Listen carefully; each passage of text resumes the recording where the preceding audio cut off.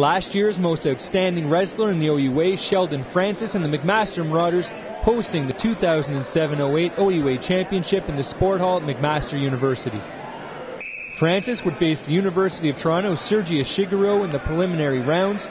Francis was able to get his legs inside on a Shiguro, enabling him to initiate the rollover and get the points. Second time around, he's pretty close to getting a pin, but instead receives the points for tossing his opponent out of bounds. Francis locks up his legs and takes him down, which leads to this devastating headlock. The Shiguro cannot shake the grip, and the match is over. Francis goes undefeated in the early rounds and advances to the medal showdown. He would face Lakehead's Andrew Elliott in the championship bout. The two spent a lot of time on their feet grappling before Francis scores the first takedown of the match. Elliott tries to get a hold of his opponent, but Francis maneuvers his way around and avoids trouble. The Marauders ace sees his hole and attacks. He and his opponent land hard. Francis makes it impossible to escape.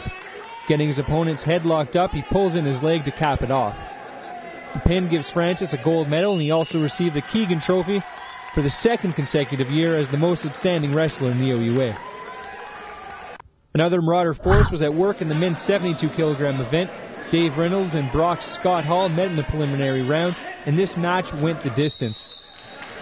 Reynolds looks to be in control early on, forcing Scott out of bounds. But then Scott works Reynolds into a headlock and nearly gets the pin, but Reynolds somehow shows enough resilience to fight back against the hold and rolls his opponent, escaping the nearly fatal circumstance, somehow coming out on top. The determined warrior would muster some serious core strength, taking down Scott a couple of more times to score some points.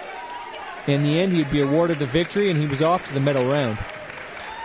Reynolds would face Guelph's Matthew Sparling for the gold medal, and unlike his previous match, he would not need the entire clock.